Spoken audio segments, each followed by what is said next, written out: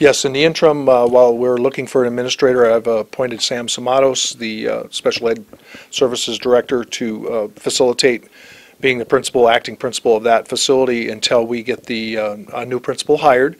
That process, the advertisements went out externally.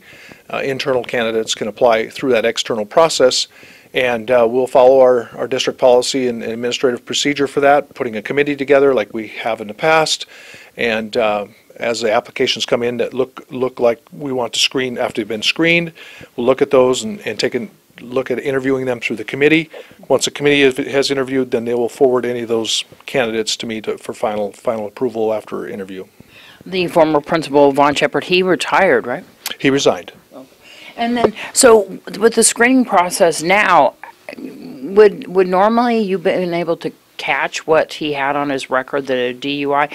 Are you looking into those things now, or how was that missed before? We have a process in place that we use, and I'm not saying that it was missed. Mm-hmm. We have a process in place, and anything that would come up that would be detrimental to the system, students, staff, we would screen that out. But in that process, we do background checks, and the State Department does their background checks for a licensure too, and so we follow that process. And we will take a real close look at it.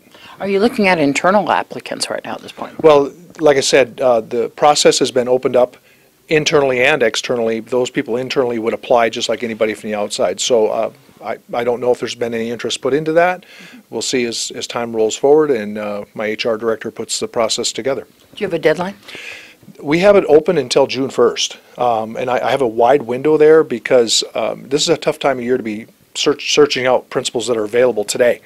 Yeah. There may be some that will be available come July 1, but they can apply through this process. We can take a look at that and then see if we have to continue with the interim process until the end of the year.